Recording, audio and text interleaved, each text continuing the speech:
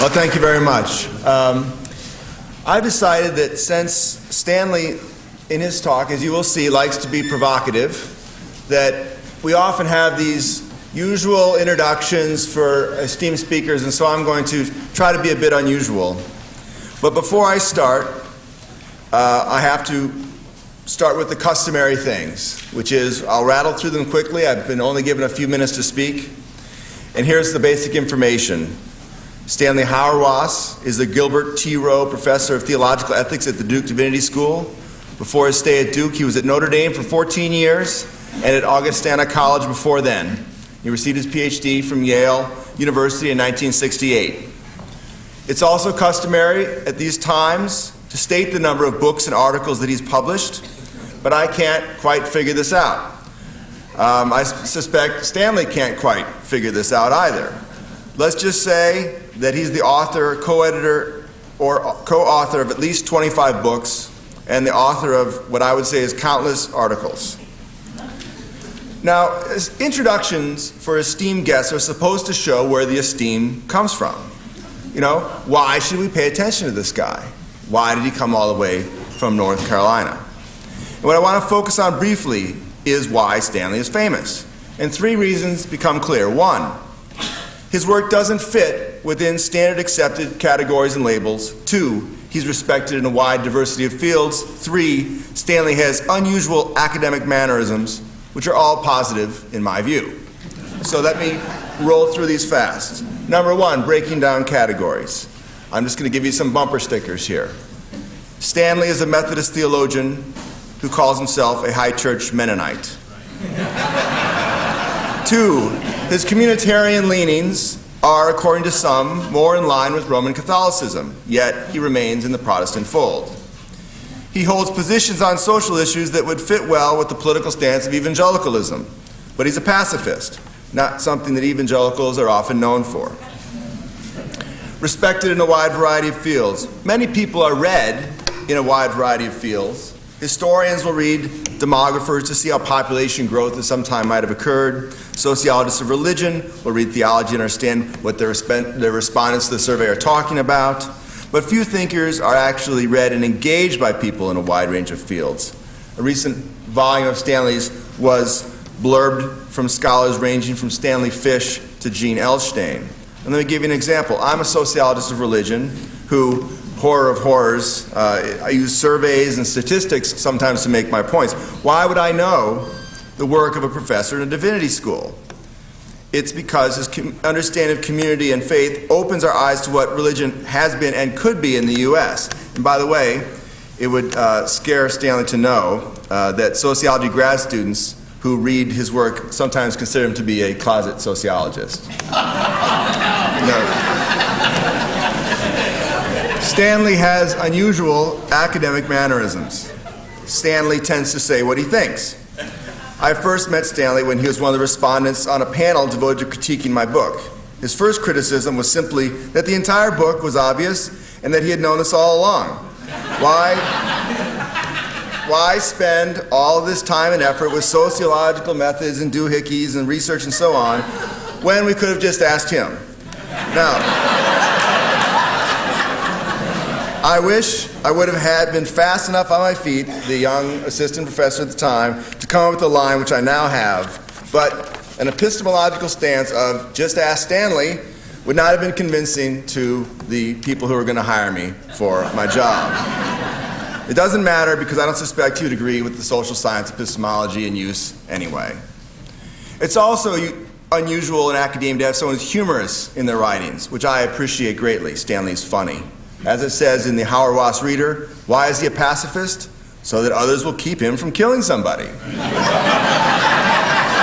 So, Stanley's dedication to his students is also unusual and a model for the professorate. The esteem his students hold for him is in evidence with what's this Stanley Hauerwas Reader, which is a 730-page reader compiled of his work. Why would two of his former students put together a 730-page reader if it wasn't he was not held in such high esteem by them? And finally, famous academics typically become so by writing some magnum opus. But Stanley doesn't tend to write entire books. As he once put it to me, he writes in the service of others. Other scholars tend to ask him to write essays for some purpose, and he writes them. These later get collected into books. This tends to help the broader academic community, but isn't the key to success in your career that you would be taught entering your first job as a professor. Now, since I know he likes to be provocative, I will do something unusual during an introduction, which is the quote from one of Stanley's opponents. And I'm going to finish with what is the most important praise, the praise that does come from one's opponents. Let me finish with a quote from one of these people who perhaps ironically suggests why we are all here tonight. Philosopher of religion Jeffrey Stout states, while blurbing the Stanley Hauerwas reader, quote, Stanley Hauerwas is the most prolific and provocative theological ethicist writing in the United States. I dissent strongly from many, perhaps most of his conclusions. His arguments and scholarship often strike me as unsound. It's not easy to know whether he's raising or lowering the standards of debate over the ethical significance of Christian commitments. But Hauerwas is too important to be ignored. So please join me in welcoming Stanley Hauerwas.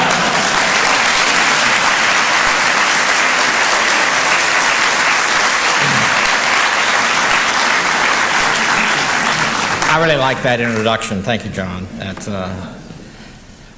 an honor to be here.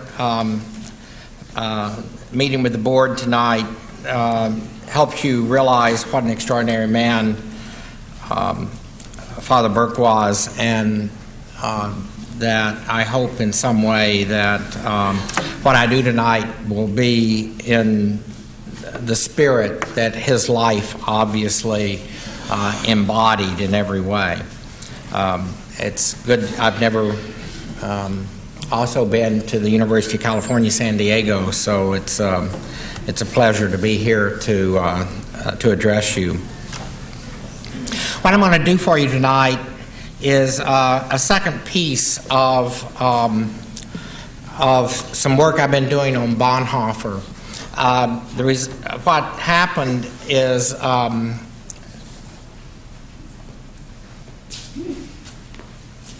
a summer ago, one of my former students, Bill Cavanaugh, called me up, and he was editing the Blackwell Companion on political theology, and he said, "We want you to do Reinhold Niebuhr." I said, "Hell no, if I do Reinhold Niebuhr one more time, people will think I've got a fetish." I said, "Who you got left?" He said, "Well, we got Bonhoeffer," and I said, "I'll take him." And Bonhoeffer had been deeply influential on me when I was in divinity school. I'd read Discipleship, and I thought it was one of the most remarkable books I had ever read. Indeed, I don't think I would have ever been so influenced by John Howard Yoder if I hadn't have been influenced by Bonhoeffer's Discipleship. But then Bonhoeffer's reception in America, letters and papers and the ethics were published, and many people read them first, and they thought he was a death of God theologian, a religionist Christianity kind of person. So the shitheads got him, and I just didn't want to fight him off. And so it's been terrific to go back and reread everything. And I was quite frankly stunned to discover Bonhoeffer's first book was called Sanctorium Communio. Karl Barth called it a miracle, not only because it was such a wonderful book, but because Karl Barth couldn't understand how it could have ever been written at the University of Berlin, which was the hotbed of Protestant liberalism. Harnack was there. It was written under Seeberg. But I was stunned to discover in Sanctorium Communio a position that I thought basically that I was learning from John Howard Yoder. So the first essay is I argue that Bonhoeffer's political theology is his ecclesiology, his understanding of the church. And in particular, Bonhoeffer understood that the crucial issues facing the church was how to return to visibility once you've had Constantinianism, how the church recovers visibility. And so, but then as soon as you do that, and as I'll explain, people will say, aha, then you've made Bonhoeffer another sectarian, fideistic tribalist withdrawing from the world. And so this is my attempt to show that Bonhoeffer provides a very interesting way to think about politics, and it's about the relationship between truth and politics. It's not accidental that my account of Bonhoeffer as a political theologian makes him an ally of John Howard Yoder. I might just say John Howard Yoder, I think, is one of the great theologians of the American last century. He was a Mennonite, though John never liked it that way.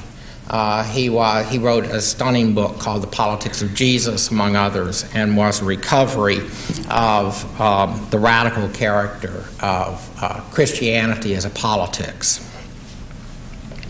Bonhoeffer, like Yoder, sought to recover the visibility of the church amid the ruins of Christendom. I might just say a word about that. There's much you can say about the Constantinian settlement in the 4th century when Constantine became a member of the church. And there's big debates about how authentic Constantine was and all that. I think it's all irrelevant. Yoder makes the point this way. Prior to Constantine, it took Christians believed that God was active in the church, but they had to have faith that God was active in the world, since the world was beating the hell out of them. After Constantine, Christians had to have faith that God was active in the church, because they now knew that God was active in the world, running the world through Caesar. Or another way to put it, before Constantine, it took courage to be a Christian. After Constantine, it took courage to be a pagan.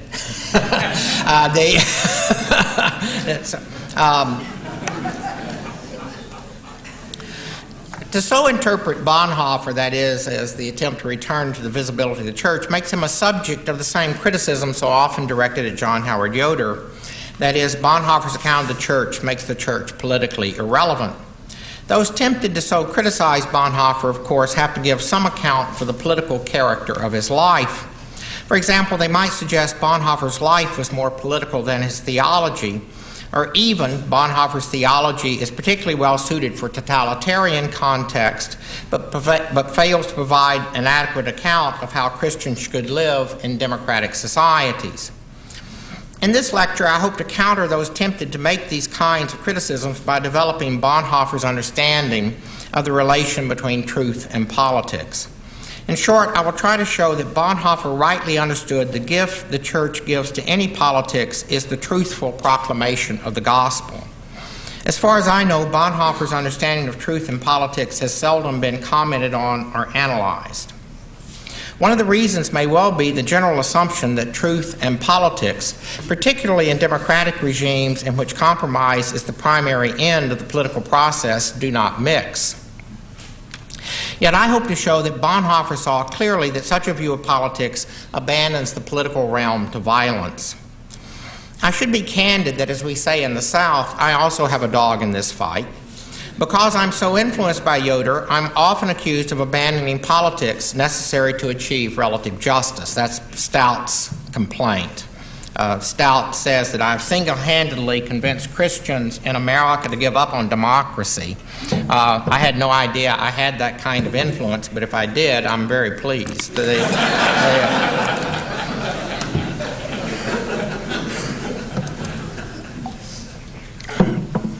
My oft-made claim that the first task of the church is not to make the world more just, but to make the world, is interpreted as a call for Christians to withdraw from the world. By focusing on Bonhoeffer's understanding of how the church serves the world by being God's truthful witness, I hope to direct attention to the same theme in my own work.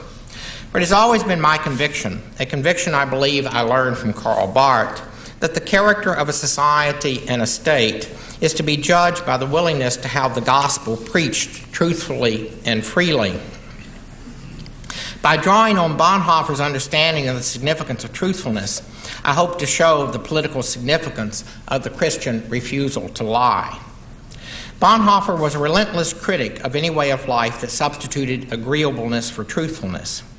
For example, in a speech he gave in 1932 at the Youth Peace Conference in Czechoslovakia, he attacked attempts to secure unity by focusing on practical issues rather than fundamental issues of theology.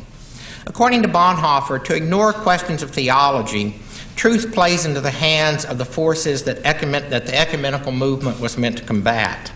For example, Bonhoeffer observes that because there's no theology of the ecumenical movement, ecumenical thought, quote, has become powerless and meaningless, especially among German youth, because of the political upsurge of nationalism.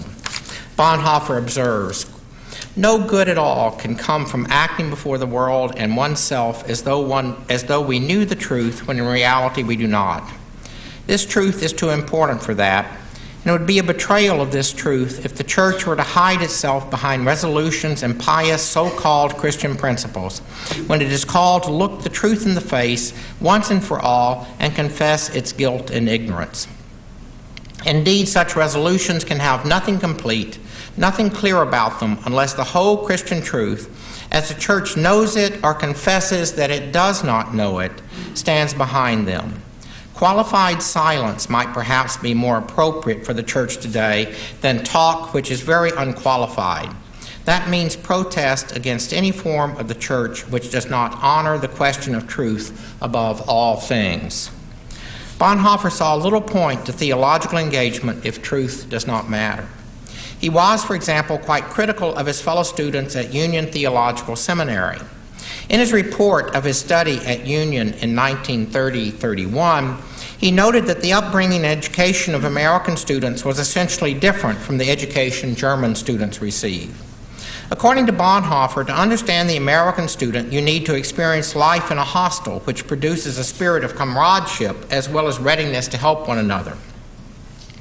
The unreservedness of life together, the thousandfold hello, manifests the American desire before all else to maintain community. In America, in the tension between the attempt to say the truth and the will for community, the latter always prevails. Fairness, not truth, becomes the primary commitment necessary to sustain community for Americans.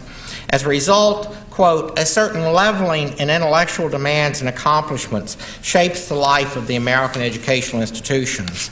Intellectual competition and ambition are lacking, making innocuous the work done in seminar, discussion, and lecture. Bonhoeffer's views of his fellow students but reflected his general account of American religious and political life. His observation that America represents a form of Protestantism without Reformation is often quoted, but why he thought such a characterization appropriate is seldom explored. Bonhoeffer thought that the Protestant fugitives who came to America did not come to enact another struggle. Rather, Protestants claimed the right, quote, to forego the final suffering in order to be able to serve God in quietness and peace. In the sanctuary, there's no longer a place for strife. Confessional stringency and intolerance must cease for the person who has himself shunned intolerance. With his right to flee, the Christian fugitive has forfeited his right to fight. So at any rate, the American Christian understands the matter. Because the American student of theology sees the question of truth primarily in the light of this understanding of community, preaching does not aspire to truthful proclamation of the gospel in America.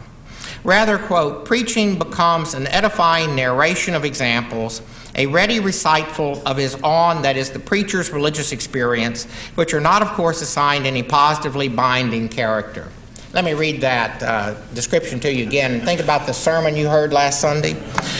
Rather, preaching becomes an edifying narration of examples, a ready recital of his own religious experience, which are not, of course, assigned any positively binding character. I always say, anytime you hear a Methodist minister say, as I've just learned from my 12-year-old, you can be sure you're fixing to hear bullshit. I mean...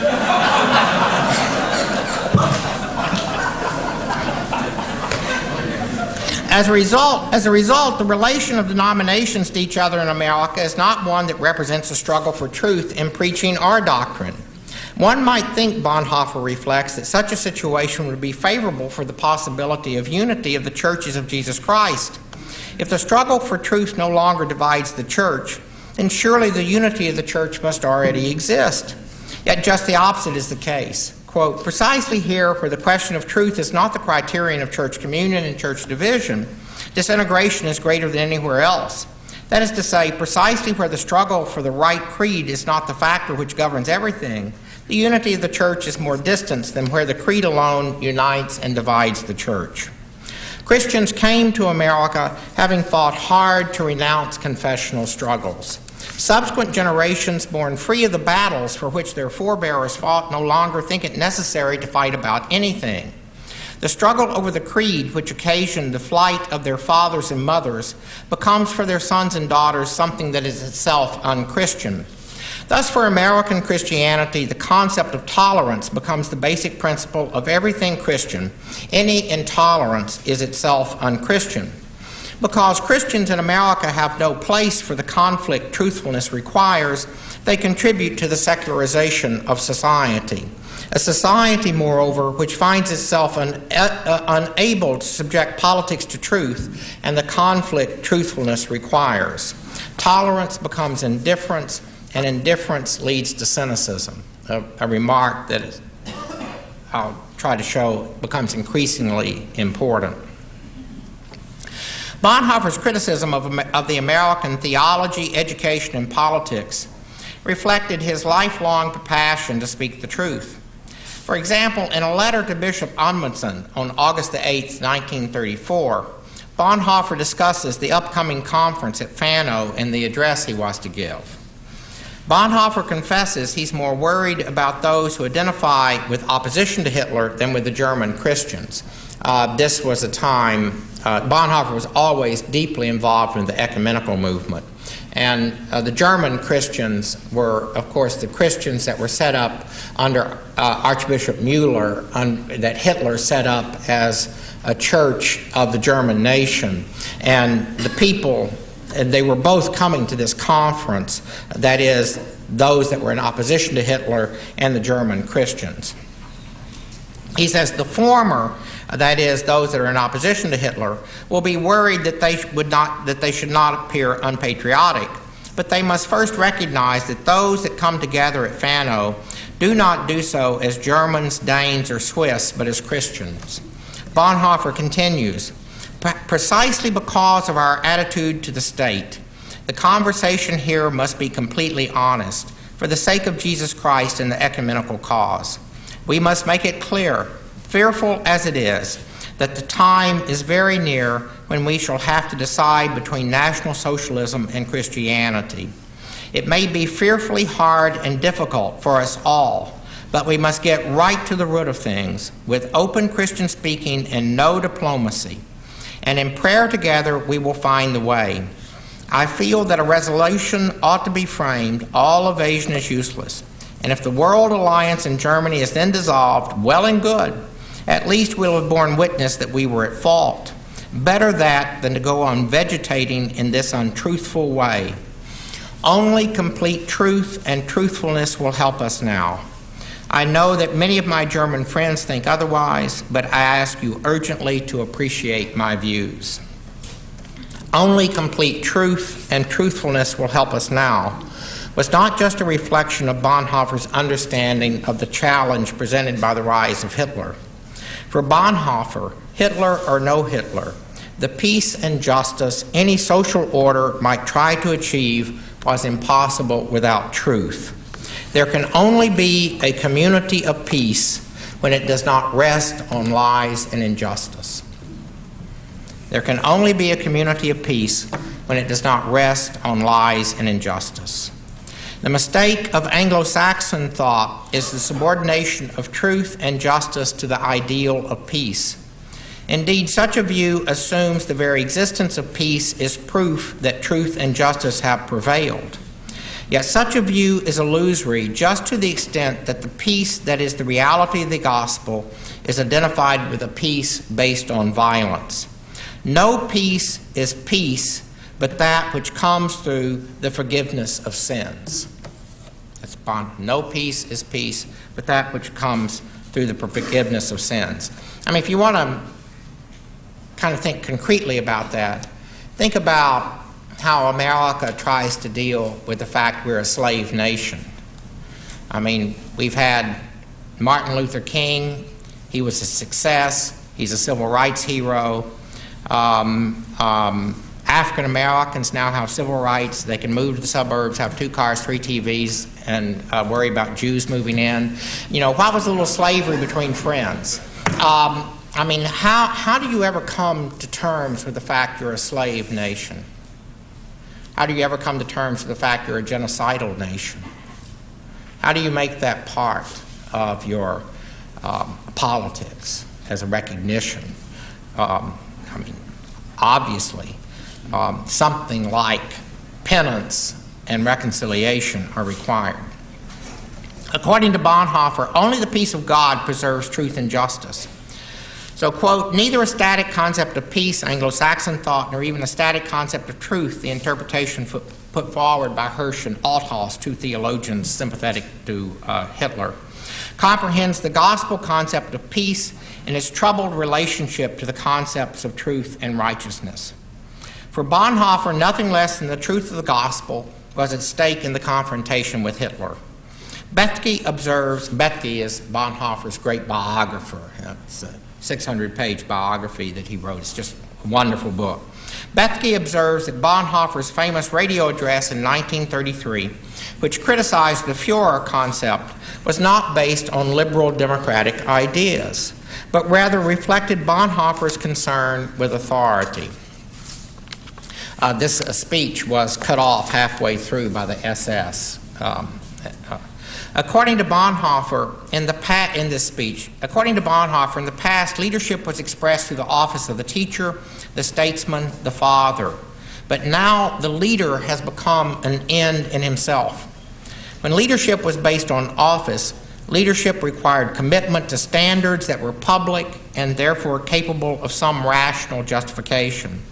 But the new leadership is based on choice, answering to nothing other than its own self-justification. Sociologically, Bonhoeffer attributes this change to the breakdown of German society after the First World War.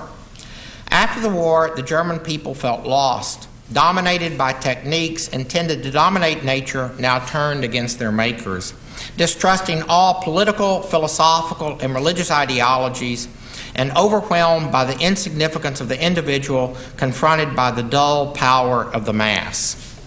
I'd like to read that description to you again. After the war, the German people felt lost, dominated by techniques intended to dominate nature, now turned against their makers, distrusting all political, philosophical, and religious ideologies, and overwhelmed by the insignificance of the individual, confronted by the dull power of the mass. I mean, obviously, it's self-reflecting. The significance of the individual and the possibility of real community seemed forever destroyed. Quote, the individually formed autonomous personality and the idea divorced from reality seems to have gone bankrupt, and from this need there now arose the passionate call for the new authority, for association, for community. Hitler, the leader who exploited this hunger for significance, mocks God, and in so doing becomes himself an idol no longer subject to truthful correction. Bonhoeffer's criticism of American religious and political life, as well as his analysis of the rise of Hitler, can make uncomfortable reading for some who admire his opposition to Hitler, but do not consider Bonhoeffer's own understanding of why Hitler must be opposed. Bonhoeffer's assumption that truth matters makes him an unlikely ally of the widespread assumption that given no one knows the truth, the best we can do ecclesially and politically is to be tolerant. I mean, I say now that I'm back among the Methodists, I have discovered that the Methodists have a conviction. It's that God is nice. And since we're a sanctificationist people, there's a correlative. We ought to be nice too. The only thing you cannot be among Methodists is not nice. I mean, that's our way of putting that is we're an inclusive church. Moreover, it may be objected that it is by no means clear what Bonhoeffer took truth to be. I hope to show the best way to respond to those that fear the conservative implications of Bonhoeffer's passion for truth, as well as his understanding of truth, is to be found in his essay that appears in his posthumously published book, The Ethics. And that essay is called What is Meant by Telling the Truth. Not only does this essay make clear that from the beginning to the end of his life, truth mattered for Bonhoeffer, but even more important, we see that he understood far more important than giving a theory of truth is an account of what it means to be truthful. Joseph Fletcher, in his famous book Situation Ethics, claims Bonhoeffer's essay, What is Meant by Telling the Truth, is, quote, as radical a version of the situational method as any Christian relativist would call for. He was a Christian situationalist, always act for the greatest good for the greatest number. You call that love. Fletcher's description of Bonhoeffer's position is so far off the mark, I'm tempted to call Fletcher a liar. He surely must have known better, or at least be a better reader than his description of Bonhoeffer's position seems to suggest. However, given Fletcher's mischaracterization of position so prominent in his work, it may be a mistake to attribute to Fletcher the intentional deception Bonhoeffer thinks often characteristic of the liar, which is but a reminder that it's at least as difficult to describe lying as it is to learn to speak truthfully. I mean, that was a very nasty thing that I just said, and I don't know if you got it. Basically, I said Fletcher's judgments are so uncontrolled, I don't think he therefore should be held liable for anything that he says. It's like during the Lewinsky affair, I wrote a little essay called Why Bill Clinton Cannot Be a Liar. And my argument is he just didn't have a soul sufficient for it. I mean, to be a liar is a considerable moral achievement.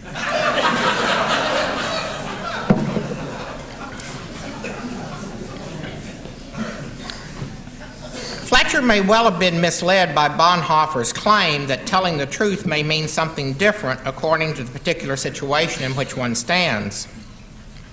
Account must be taken of one's relationship at each particular time. The question must be asked whether and in what way a man is entitled to demand truthful speech of others. It is also true that Bonhoeffer argues that in formal terms, the description of the lie as a discrepancy between thought and speech is inadequate. There is a way of speaking truth. There is a way of speaking which can be correct but still a lie. That is, when a notorious liar for once tells the truth in order to mislead, or when a correct statement contains deliberate ambiguity or omits something essential necessary to know the truth.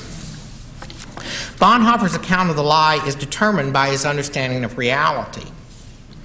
We are obliged to speak truthfully about reality, but we must remember that reality names not only what is out there, but our relation to what is out there. According to Bonhoeffer, every word we speak should be true.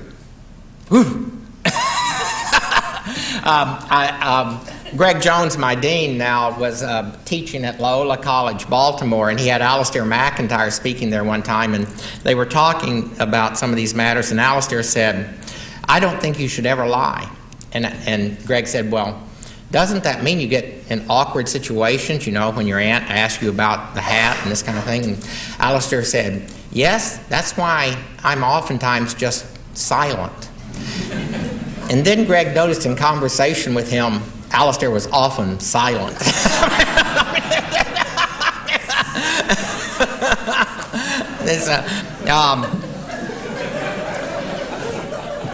According to Bonhoeffer, every word we speak should be true. To be sure, the veracity of what we say matters, but the relation between ourselves and others, which is expressed in what we say, is also a matter of truth or untruth. Quote, the truthful word is not in itself constant. It is as much alive as life itself. If it is detached from life and from its reference to the concrete other man, if the truth is told without taking into account to whom it is addressed, then this truth has only the appearance of truth, but it lacks its essential character.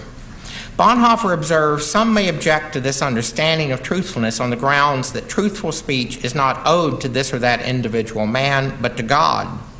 Bonhoeffer responds that that is of course correct, as long as you remember that God is not, quote, a general principle, but the living God who has set me in a living life and who demands service of me within that living life. Bonhoeffer acknowledges that the concept of the living truth is dangerous just to the extent it may give the impression that the truth can be tailored to fit that or this situation, making it difficult to tell the difference between truth and falsehood. I mean, you've got to he's thinking about these things against the background of having to negotiate Nazi Germany at that time. In June 17, 1940, Bethke tells the story about they're in some small German town, and the fall of France is announced, and the town goes crazy, and everyone is giving Nazi salutes, and Bethke was absolutely stunned that Bonhoeffer gave the Nazi salute, and when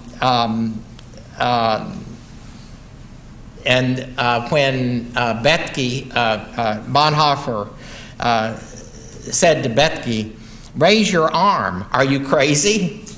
And then later he whispered, "We shall have to run risk for very different things now, but not for the salute." I mean, you can see he's trying to negotiate these very, very difficult issues about how you can be truthful in a totalitarian circumstance. The complexity of Bonhoeffer's account, however, does not lead him to equivocate about lying. For example, he says that one might think that the man who stands behind his word makes his word a lie or a truth, but that is not enough because, quote, "the lie is something objective and must be defined accordingly." Bonhoeffer gives the example of a child who is asked in front of the class by a teacher if his father often comes home drunk. In fact, the student's father often does come home drunk, but in answer to the teacher, the child denies that the teacher's description is true. According to Bonhoeffer, the child rightly lies in answer to the question that should have never been asked in the classroom.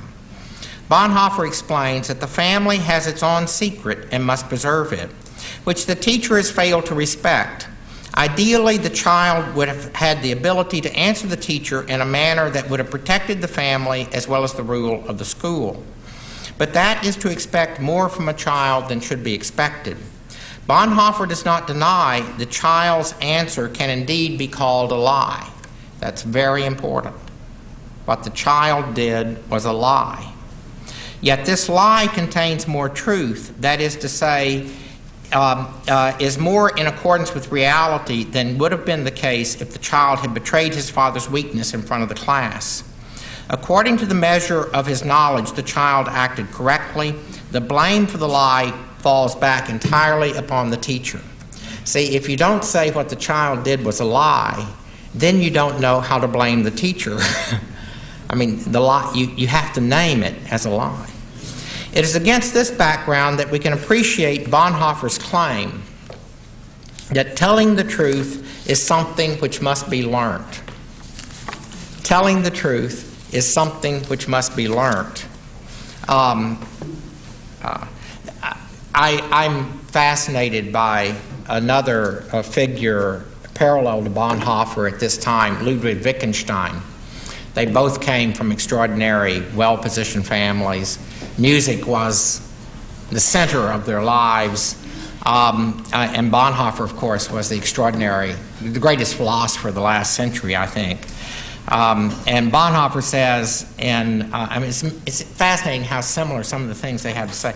Bonhoeffer says in Culture and Value, "No one can speak the truth if he still has not mastered himself. He cannot speak it, but not because he's not clever enough yet. The truth can be spoken only by someone who's already at home in it, not by someone who still lives in falsehood and reaches out from falsehood toward truth on just one occasion." Isn't it? I mean, that's what Bonhoeffer's talking about. You have to learn, you have to be taught to speak truthfully. He acknowledges that this will sound shocking to anyone that thinks telling the truth depends on moral character, and if we just have a good character, then not lying is child's play. But if the ethical cannot be divorced from reality, then continual practice in learning to discern and appreciate reality is a necessary ingredient in ethical action. That we must learn to tell the truth, that we must develop the skills of description to tell the truth, is the background presumption necessary to understand Bonhoeffer's remark that only the cynic claims to speak the truth at all times and places. Only the cynic claims to speak the truth at all times and places. Bonhoeffer's insistence that politics can never be divorced from truth is prismatically illuminated by his understanding of cynicism. In a letter to Bethke in December 1943, this is from prison, Bonhoeffer reports he's working on his essay, What is Speaking the Truth?, in which he's trying to draw a sharp contrast between trust, loyalty, and secrecy and the cynical conception of truth.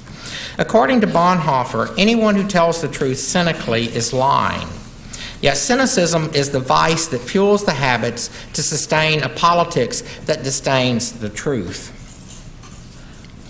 And cynicism, I do think I've long argued that cynicism is the primary virtue, and I mean that, of liberal social orders.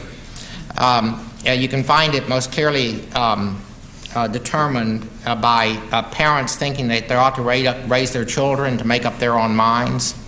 I mean, that's cynicism.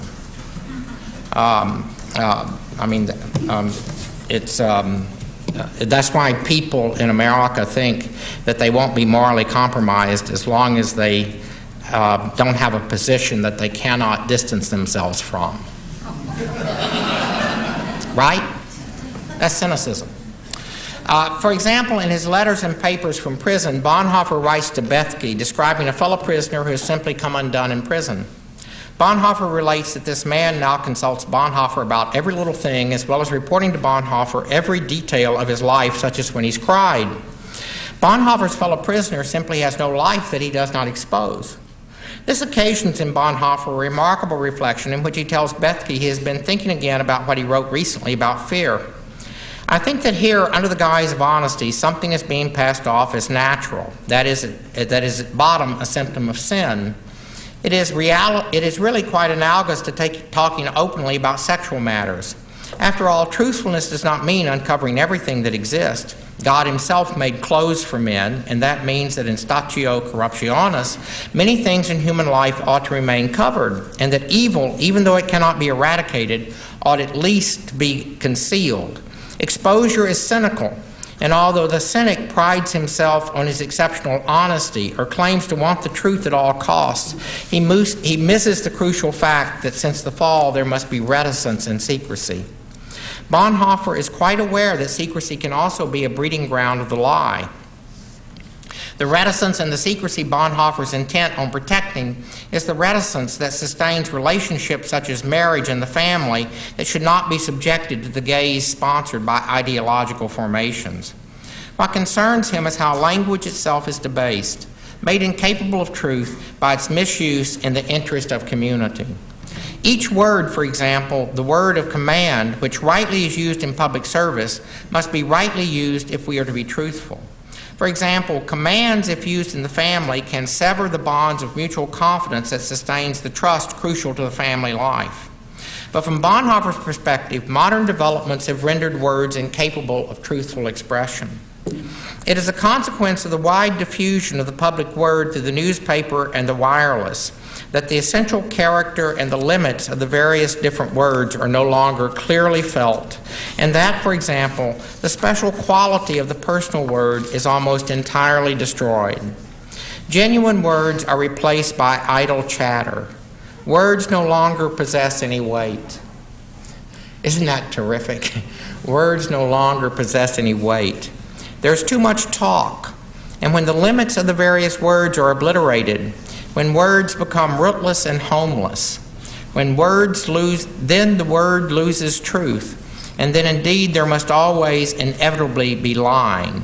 When the various orders of life no longer respect one another, words become untrue. I think the American that writes about these matters most acutely today is Wendell Berry. It is against this background, moreover, we can appreciate how and what Bonhoeffer thought was at stake for the church in the confrontation with Hitler. As early as Act and Being, which was his second dissertation, Bonhoeffer had maintained that humans cannot place themselves into the truth without the help of revelation. For the untruth of human self-understanding is only made apparent within the truth that revelation creates. Humans can, quote, recognize themselves as having been created anew from untruth for truth, but they recognize themselves as that only from within truth, within revelation, that is, in Christ, whether judged or pardoned. Accordingly, the lie is primarily the denial of God as he's evidenced himself to the world. Who is a liar but he that denieth that Jesus is the Christ? 1 John 2:22. Lies are nothing less than the contradiction of the Word of God and the reality which is created by God. The purpose of our words in unity with the Word of God is to, quote, express the real as it exists in God, and the assigned purpose of our silence is to signify the limit which is imposed upon our words by the real as it exists in God. I mean, take an American expression. Well, I really believe that Jesus Christ is my Lord and Savior, but it's just my personal opinion. I mean, that's a lie. I mean, the grammar is just all screwed up.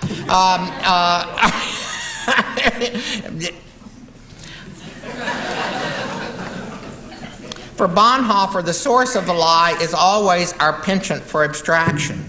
Therefore, the true meaning of correspondence with reality is neither civility or opposition to the factual, but rather the attempt to understand reality without the real man. An attempt to live without Jesus Christ, the one before whom all factual reality derives its ultimate foundation and its ultimate annulment, is to live, quote, in an abstraction to which the responsible man must never fall victim. It is to fail to make contact with the reality in life.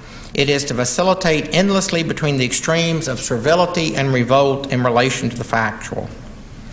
I do not think Bonhoeffer believes that every word we use must gain its immediate intelligibility from Christ. As Rowan Williams suggests, the truth to which Christological doctrines gesture is not so much a concern with rationality or comprehensive elucidation of all that is, but more with the need to preserve the possibility of the kind of encounter with the truth-telling Christ that stands as the source of the Church's identity.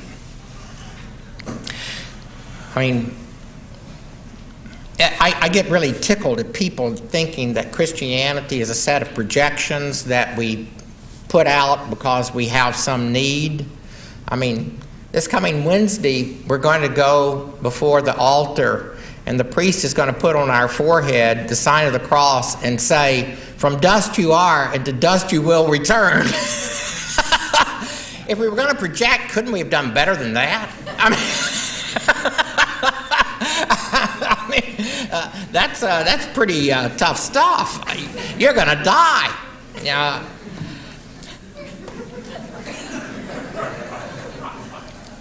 The threat to truth for Christians comes not from the difficulty of developing an unproblematic correspondence theory of truth, but rather from the lies that speak us disguised as truth. Those are the lies Bonhoeffer rightly feared made possible the rise of Hitler and the ongoing lies necessary to sustain Hitler in power. The failure of the Church to oppose Hitler was but the outcome of the failure of Christians to speak the truth to one another and to the world. Some may find the account I've given of Bonhoeffer's understanding of truth in politics troubling. The implications of Bonhoeffer's understanding of truthfulness for politics could even suggest he favored a theocracy. Even though I do not share the general presumption that theocracy is a bad idea, I mean, I always say, hell, I'm ready to rule, I'm just a pacifist, it's tough. Of course I'm going to tell you what to do. I just got to persuade you. Even though I don't think theocracy is a bad idea, Bonhoeffer remained far too Lutheran to entertain a theocratic alternative. For example, in his essay, The Church of the New World Order in Europe, written in 1941 in response to William Peyton's The Church and the New Order, Bonhoeffer observes that there is a new recognition that the political order also is under the lordship of Christ. This is a very important move because Barth and Bonhoeffer both refused the Lutheran two-kingdom view to say that the political order is also under the lordship of Christ. The political order, therefore, cannot be considered a domain which lives on its own terms apart from God's plan. The commandments of God indicate the limits which dare not be transgressed if Christ is Lord, and the church is to remind the world of these limits. Accordingly, the church cannot and should not try to develop a detailed plan for post-war reconstruction. Rather, the church should remind the nations the reality of the nations of the reality the commandments entail if the new order is to be a true order. And by the commandments, he meant the Decalogue. Doesn't mean he would side up with the judge in Alabama, particularly when you remember that the first commandment, the God before whom we should have no other, is the Father, Son, and Holy Spirit, since you have to read the Old Testament Christologically. And therefore it makes it very awkward to put it in a courthouse in Alabama. But he certainly thought that, that a social order is to be judged by how much it stops people from stealing. In particular, Bonhoeffer suggests that the chaos behind the war could not be overlooked if the new order was to be true and just. National Socialism was made possible because there was just enough justice in some of Germany's claims against the peace established in the railway wagon at Compiègne to make credible Hitler's presentation of himself as a prophet of justice. For Bonhoeffer, there is no way to the future that does not truthfully acknowledge the sins of the past. Bonhoeffer saw clearly the challenge modern politics presents for those committed to truthfulness. His views on the politics of the lie we confront, I think, are quite similar to Hannah Arendt's understanding of the lies associated with modern politics. Hannah Arendt observes that the politics of the lie we experience in our day is quite different from the traditional political lie. By traditional political lie, she means the kind of lying that people did in diplomatic services.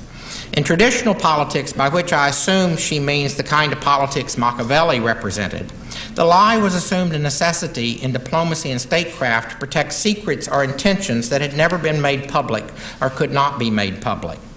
In contrast, the modern political lie deals not at all with secrets but what is generally known. For example, Arendt calls attention to the highly respected statesmen who, like de Gaulle and Adenauer, the leaders of France and Germany after World War II, who, like de Gaulle and Adenauer, who have been able to build their basic policy on such evident non-facts as that France belongs among the victors of the last war, and hence is one of the great powers, and that the barbarianism of National Socialism had affected only a relatively small percentage of the German country. All these lies, whether their authors know it or not, harbor an element of violence. Organized lying always tends to destroy whatever it decided to negate, although only totalitarian governments have consciously adopted lying as a first step to murder. Bonhoeffer's passion for the truth, I believe, meant he would have stood against the lies that speak us in modernity. Lies all the more powerful because we believe we speak them by our own volition. We are, as we tell ourselves in the United States, after all, a free people. Moreover, we live in a manner that seems to make our lies true because we're so determined to make them true. The clarity of Bonhoeffer's truthful witness to the truth was made possible by the clear evil he opposed. Yet such clarity is apparent only retrospectively. Most of Bonhoeffer's fellow Christians did not see the truth with Bonhoeffer's unflinching clarity. In his book, Living in Truth, Václav Havel calls attention, this is before the 1989 revolution in the Czech Republic, still under communist control. Václav Havel calls attention to the innocent act of a manager of a fruit and vegetable shop who puts in his window, among the onions and the carrots, the slogan, "Workers of the World Unite." Why, Havel asked, does the shop owner put that sign in his window? Is he genuinely enthusiastic about the possibility of the workers of the world uniting? Does he want to communicate his enthusiasm for this ideal to his fellow citizens? Does he have any idea what it might mean for the workers to be so united? Havel suggests that he suspects the majority of shopkeepers who put such a sign in their window on May Day never think about what they are doing, nor does the sign express their true opinions. The poster was delivered from the headquarters along with the onions. The shop owner put the sign in his window because he's always done so, and if he did not, he could get in trouble. Moreover, the greengrocer thinks nothing is at stake because he understands that no one really believes what the slogan says. What is important is the subliminal message the sign communicates. Havel suggests the sign's real message is, I, the greengrocer XY, live here and I know what I must do. I behave in the manner expected of me. I can be depended upon and am beyond reproach. I'm obedient and therefore I have the right to be left in peace. To help us understand what is happening with the display of this sign, Havel suggests a thought experiment. Suppose the greengrocer had been asked to display the sign, I am afraid and therefore am unquestionably obedient.